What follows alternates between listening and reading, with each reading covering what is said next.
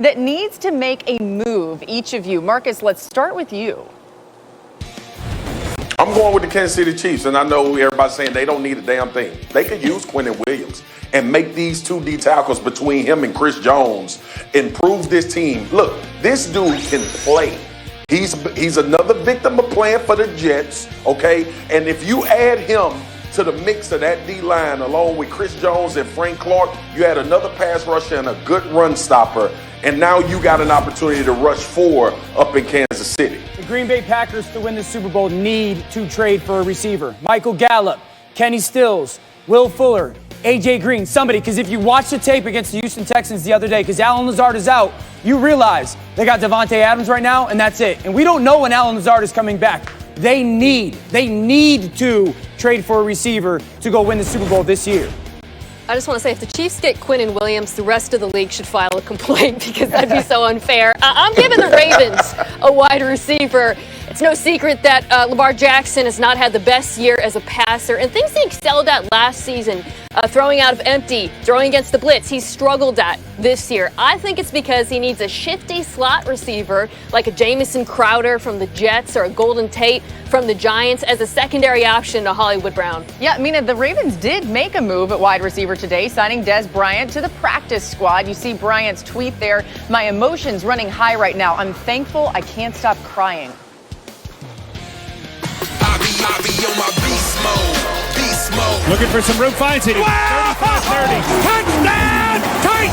I run this place, but you already know. Yes, Derrick Henry made big man balling. He's an animal. I didn't say animal because he's different. Once the beast start to smash, it gets scary, bro. Here comes Henry to the left with a stiff arm, throws a man down. Josh Norman, get you some. I be on my beast mode. Oh, Derrick Henry's been an absolute bulldozer for the Titans since the start of last season. He's recorded 1,268 yards after contact, including the playoffs. That's by far the most in the NFL over that span. Over 300 yards more than the next closest player. It's clearly no easy feat to bring down King Henry. And we're now so glad to welcome Derrick Henry to the show today, joining us on behalf of Old Spice. And Derrick, we're basically just here to pump you up. We just talked about how great you are. Now we got even more of that here with Marcus Spears. So Marcus, take it away and show him some of his great plays. Yeah, actually, I've been seeing the big dog do this since Alabama, but I want to talk about him doing this against grown men that's trying to support their families. DH, 94 yards out the gate. Hey, bro, how do you not get caught? What is the 40? And do you ever think you're going to get caught from behind? Well, I ran the 4.5 at the combine. I think I'm faster than that. That's the last time I ran the 40. But I don't want to get caught from behind. So I think that's just what I be focused on when I be running. Just get to the end zone, get 6 points, and that's just the mentality. Once I break off the field, you got to get it, you got to go. Pick them up and put them down. Now look, this is going to be famous. It's going to be on highlights forever. When they do the draft this upcoming year, they're going to put you on here. What in the world made you do this to Josh Norman, man? Is this just reflex, or you was lining them up on the way out there? Yeah, whenever I was coming around the outside and it was me and him one-on-one, and I seen he was going to go high, so I was like, I got to give him a stiff arm. And when I did it, made sure that it was protected. And by the time I realized it, I was out of bounds. I feel bad that we keep showing that for Josh Norman, but who cares, because it was dominant. All right, so recently you've been asked a lot about this, even this year, Derrick, about the MVP race and your name being in that conversation. But you said, you know what, no, Ryan Tannehill should be the guy that you're talking about. What is it about your quarterback that you love so much? I think his leadership. Each and every day, he comes to work, his approach to the game.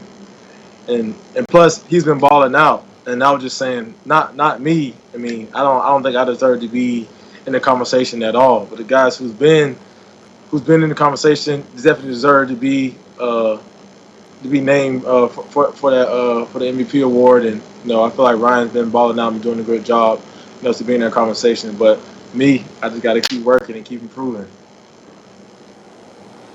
DH, legitimate question, man. You guys have an opportunity. You went into the playoffs deep last year.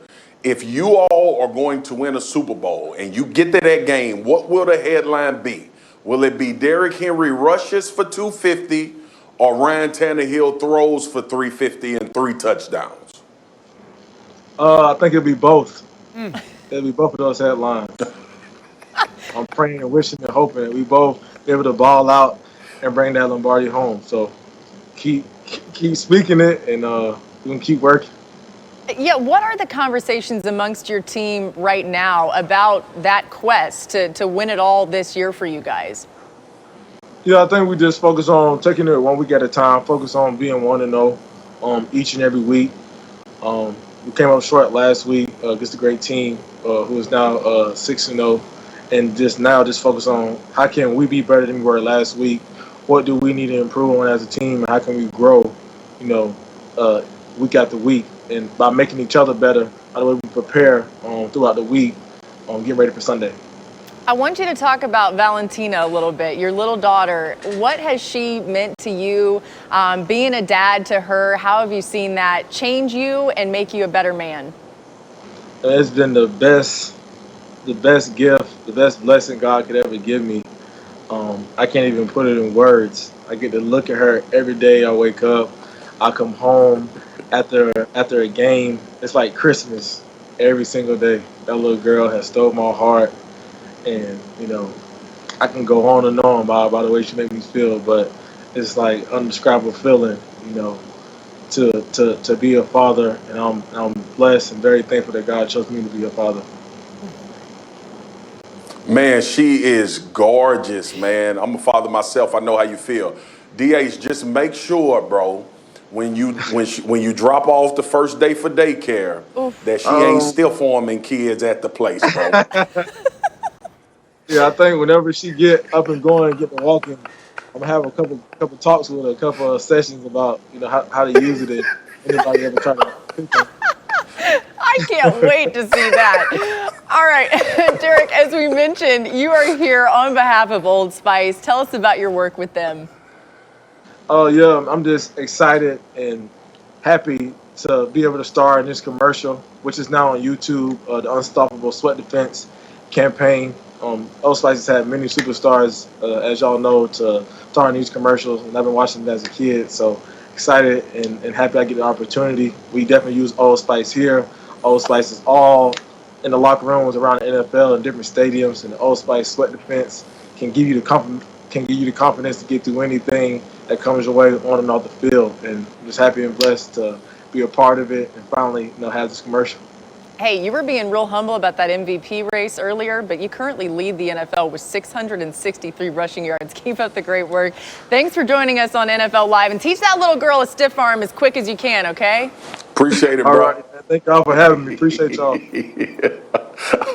We got more coming your way on NFL Live. Dan is taking us through a coaching clinic. Sean McVay doing something right, but what about Matt Nagy, Dan? I'm going to show you what it looks like when a coach doesn't know exactly who his team is, and an example of a coach who knows exactly what they're good at. We'll be right back on NFL Live.